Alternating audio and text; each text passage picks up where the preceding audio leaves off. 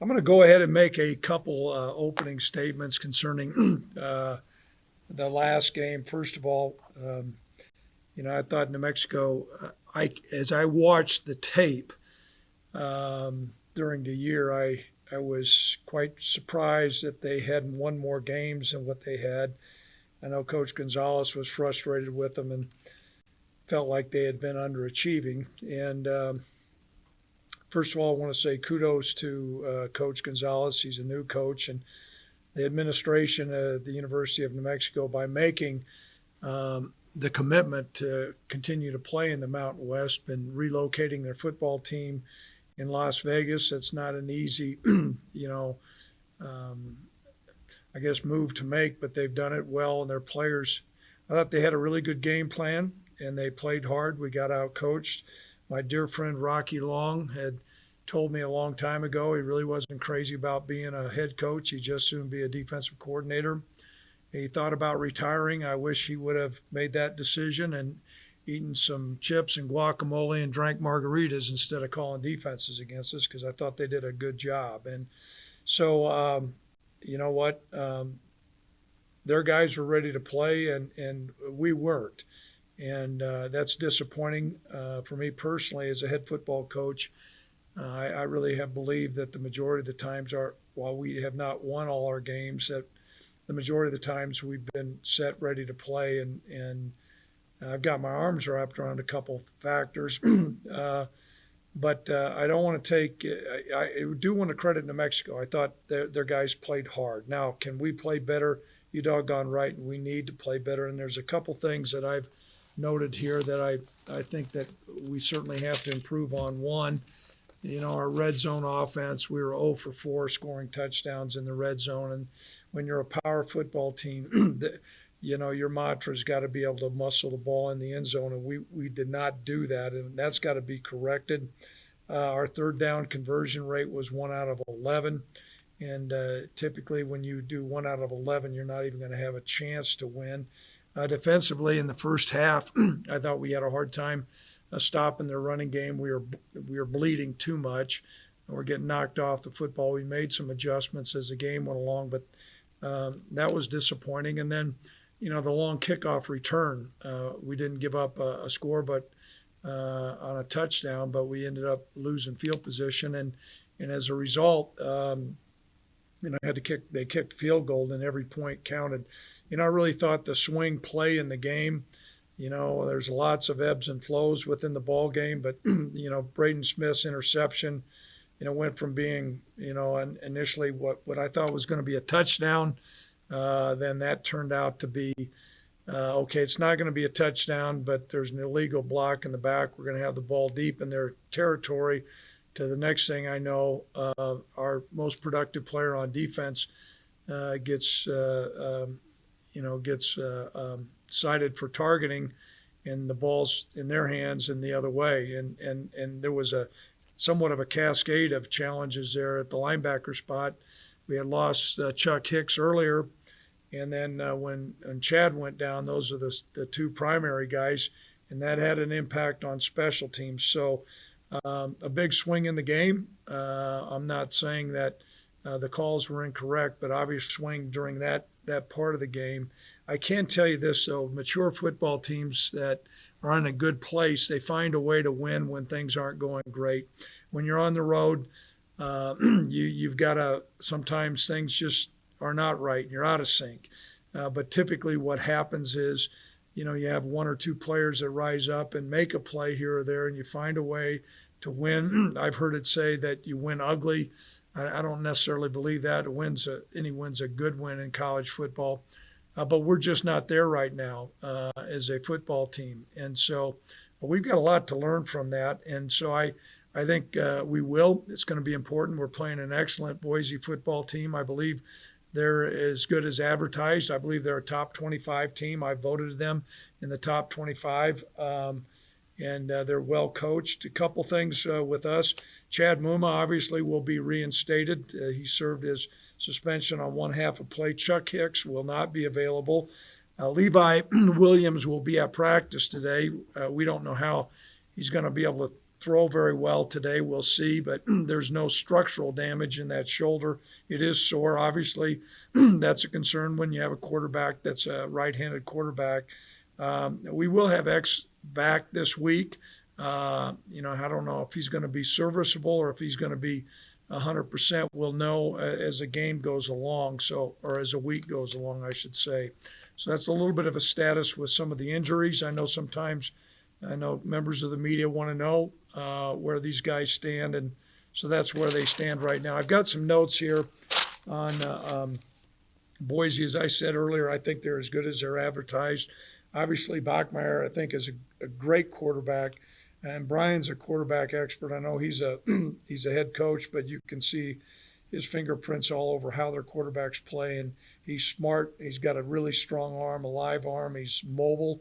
He knows how to operate their offense. Their offense is very complicated with a lot of different reads, a lot of moving parts. I think he does great. Shakir is a guy that we've known about since he was in high school as well.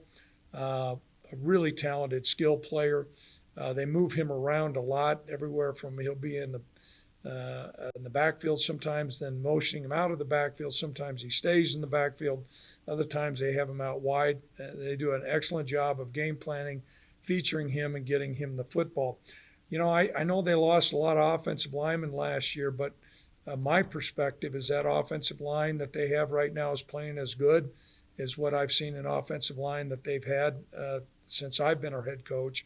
And so really productive on the offensive line. On defense, I'm really impressed with they keep the ball in front of them. They tackle well.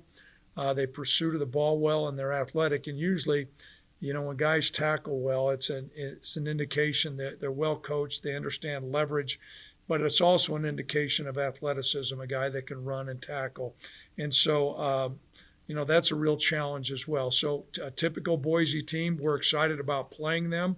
We're excited about having them in Laramie. We're also excited that we're playing at home.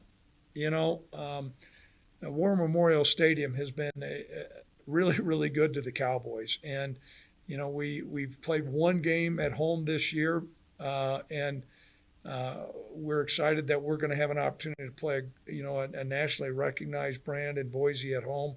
And we're in hopes that the weather is good for our fans, and so we're excited from that standpoint. So a lot to play for. We certainly got to lick our wounds. This lesson, we need to address, our issues and learn from them. I think we have a young football team, and that's just not sometimes a cliche coaches will say to masquerade a team that didn't play very well. But I do think we have a young football team that sometimes needs to understand how to handle some success, also how to handle some adversity. And this will be a big, big challenge, but our team, I know, is excited about it. I'm personally excited about it. I've got a great deal of respect for Coach Harsin and the Boise Broncos. So at this time, I'll open it up to any questions anybody may have. Okay, Michael? Yeah, just one last quick depth chart thing. I did not see Keon Blankenbaker. You know what? Is he not available? He didn't travel. He's nursing a hamstring. We're going to know a little bit more today. Over the weekend he made some progress. If he does make progress, and he'll be reinserted on that depth chart. So I guess maybe since he hasn't been playing, I didn't list him there, but he could find the field, Michael. Okay, Boise Bob. All right, Coach, I've got actually two for you. One, you got two good running backs. Can you kind of give us a scouting report of what each of them does well? Mm-hmm. Well, you're right, and I appreciate you classify them as good because I do think they are good. X is a guy that's got really good vision and change of direction.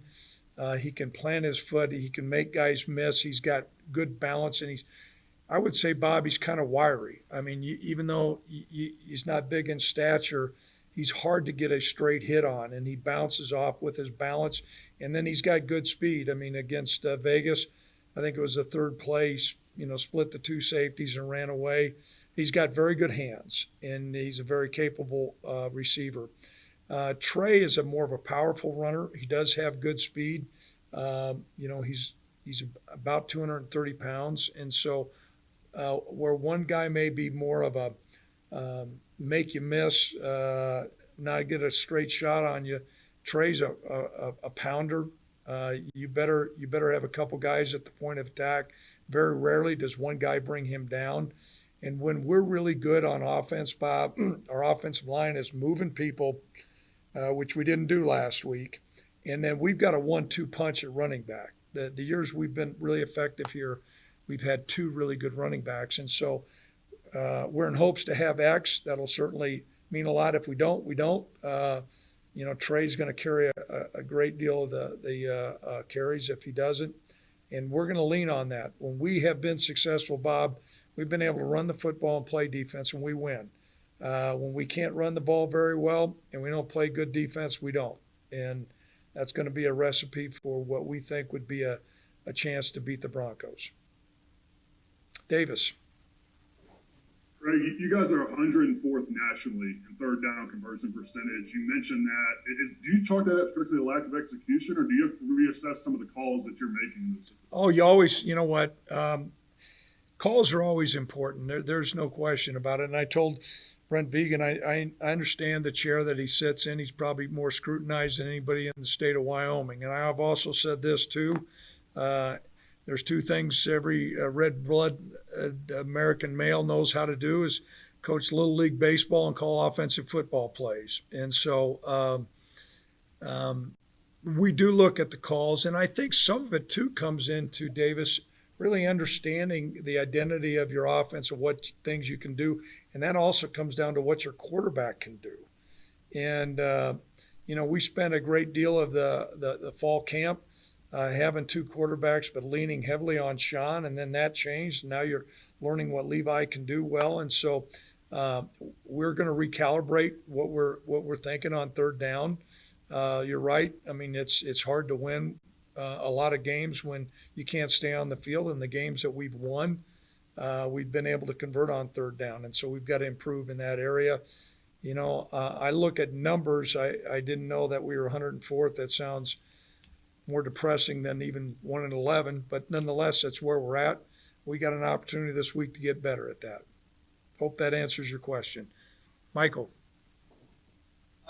After the game, Trey Smith was he was really emotional about everything, and he took it really personally, and he apologized profusely. He kind of put it on his shoulders. Do you worry about a guy kind of shouldering all the blame like that? No, not at all. When you know him and you know where his heart's at, I mean, he bleeds brown and gold. He's we have had really good success with transfers because they've been program guys. They haven't been eye guys.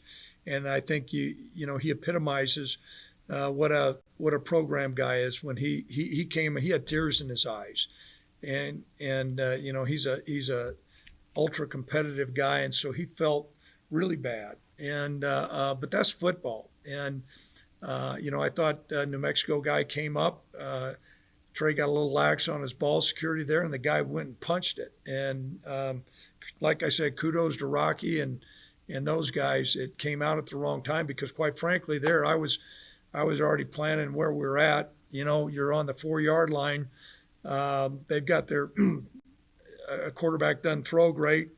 We're kind of short. I think at least kick a field goal, get a win, and get the heck on the bus and get back home. It didn't happen. So Trey feels badly about that, but he'll bounce back this week. All right, Cody. You don't have your Phillies hat on. What the hell's going on? Oh, I do. All right. Metro. Okay. When you look back at the tape, Craig, and you look at that last drive, when you probably needed, maybe 20, 25 yards to get in field goal range for Hoyland, when you look back on that, do you maybe wish you would have ran the ball there a little bit with Beer up in? Oh, yeah, we had a long discussion about that yesterday, Cody, with where we're at. And hindsight's, 2020, I get it.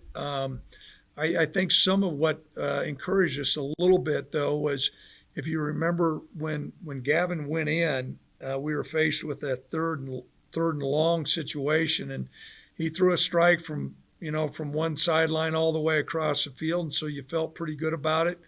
you had the run that popped, and then so we looked and said, okay, we felt like the Lobos would be playing some soft coverage, which they were, and we were going to need to convert a couple passes. The very first one, we had a 7 route to Isaiah that was just underthrown a little bit, which would have put us in field goal range. So, yeah, I gnashed my teeth about it. I can tell you this: I'm not BSing you guys. That was a hard loss. I mean, that was Tim Harkins had told me to get a bottle of water after I came out of there before I was talking to you guys, because I was fuming, mad, and upset, and I slept probably I said I slept like a baby. I woke up and cried every 30 minutes that night. Okay. So that answer your question. All right. Yeah, Bob. I think you're muted there. Yes, I do have one other question. I want to ask about your defense. Where do you see the strengths of your defense this year? I would say the linebacker and the safety position, Bob. Chad Muma's had an excellent year, and I nominated him for an all-conference, and I think he deserves it. I mean, he is a mechanical engineering major. I think he's 3'9", and he's smart, and he's aggressive. He rushes well. He tackles well. Chuck Hicks was playing well. And then I think Isaiah Gandy and Braden Smith have played well. So it's kind of like I know we have some baseball fans around here. Typically, you're strong up the middle. I've heard in baseball, you catcher, pitcher, shortstop, second base. Is that right, McKinney? Yes, sir. And center field, okay. Where I think we're lacking there, though, Bob, is typically we've had some really good defensive tackles, and we're a little bit short there. But the backers and the safeties. Yep. Thank you. You bet, Bob. All right, Michael, you rose your hand first. Just with Levi, he's maybe not had the best couple of weeks. Is there anything that you've seen specifically? Is it mechanical? Mm-hmm. Is he not reading things right? What have you guys seen from him looking back on the tape? I think the biggest thing is with some of his throws, a Saturday night he wasn't setting his feet right, and some of it sometimes you can get under duress. We had a little bit of a challenge with that with Josh when he was younger. What was different about Josh as opposed to Levi, Josh could still stand sideways and sling it. Now he got better as each year went along. But that was, I think, a big problem with some of his throws that were errant. Some of the reads that he had in the running game with some of our quarterback runs, he's got to improve. He's an ultra-competitive guy and love having him out there. He's got to play better, and he's taken some shots. And he's kind of like a Timex watch. He takes a licking and just kind of keeps on ticking, and hopefully we'll have him back Saturday. I think, Cody, you were next. Yeah, Craig, on Levi, does it seem unfair, or is it this gratification now kind of era where, Levi had one start coming into this, and like you mentioned, right. Sean was your starter. How is it unfair that he gets criticized the way he does at this young of an age? Well, I live in a little bit of a bubble, Cody, so when I say criticism, I'm not a social media guy. I don't read. I'm going to be quite frank with you. A lot of stuff. I don't read a lot of what you guys write, but I can kind of tell by some of the tenor of some of the questions that you've maybe been critical of him. He's a young guy. He doesn't shave right now, and so we got to keep on encouraging him. He's not out there trying to throw a pick or not sit his feet right, and he's done some good things, and we're going to keep on coaching him. It's not like we're just going to go out there and draft new guys, and he's a guy that we've been happy with his competitive attitude, and we got to get him better, though. Okay, Michael. Gavin, I think his first play was a 3rd and 21. That was the first play that he got thrown into. Yep. All things considered, how did you think he played for his snaps? He first went out there, and sometimes I think when you run out there on the field, you don't even have a chance to even process. Next thing you know, Levi's down. We're telling him to get a couple snaps, and you just go in there. It's kind of like the 6th man coming off the bench. I mean, he slung a great strike, took off on a run. It felt pretty good. I thought that that next series I'm not saying reality set in a little bit, but he certainly could have thrown the ball a little bit better. But he's bright. He is athletic. When we recruited him, he was he fit the profile of what we had looked for. He's a tall, angular guy that had played different positions in high school. We felt like we needed to put some weight on him and develop him.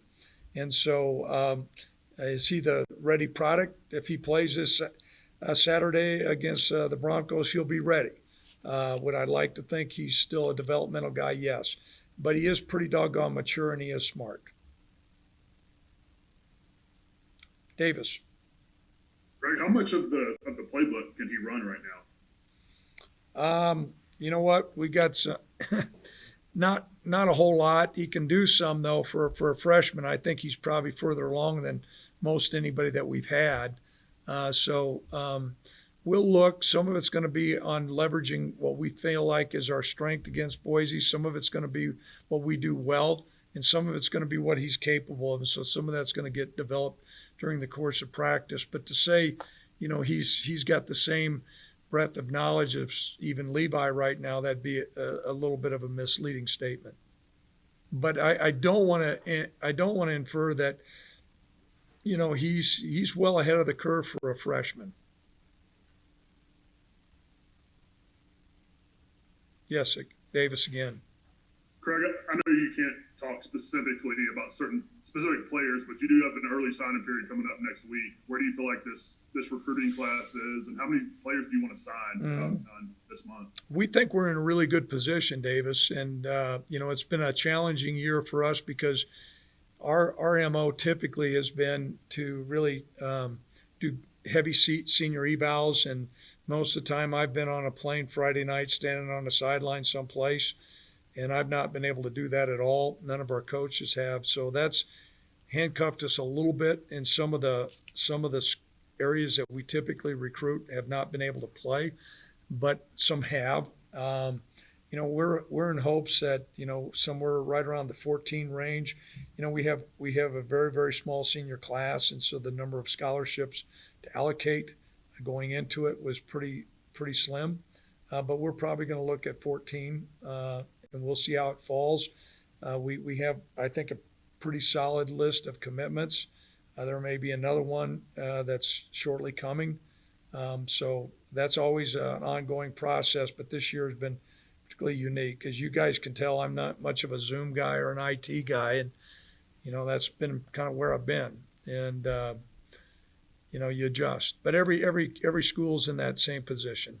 But I can tell you, it has been probably 180 degrees different from what we normally do. We're a heavy developmental senior eval guy. That's how we found Josh. That's how we found Sean.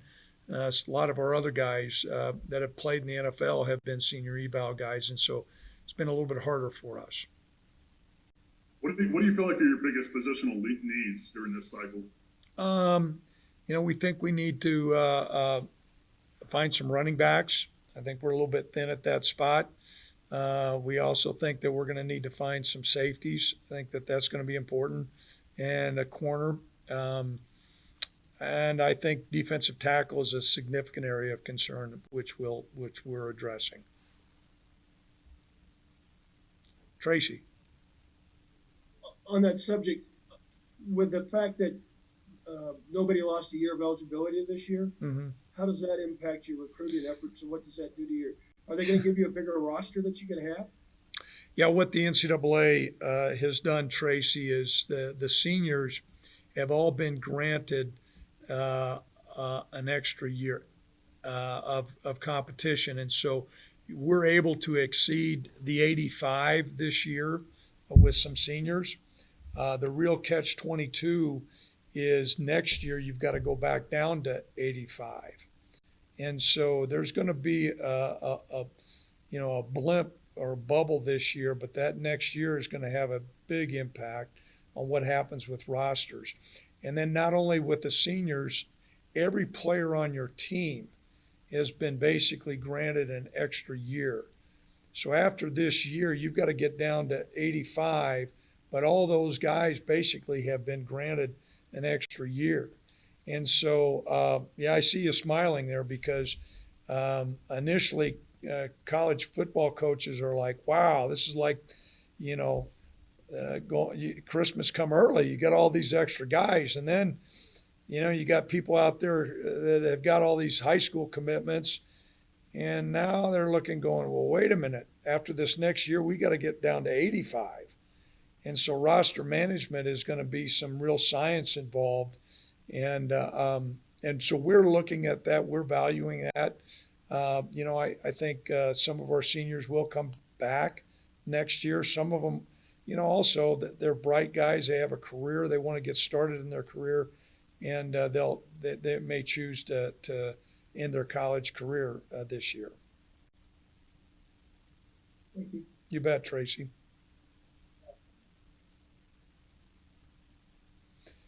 Well, you guys, I appreciate you being on. Bob, it's always good to see you again. Appreciate what you do for college football. Hopefully you're going to make the trip to Laradice here. Looking forward to it. Yeah, we'll put you up in the luxurious press box that we have. Harkins will do a great job with you, okay? I know it. I always do. All right. Peace. I'm out, guys. See ya.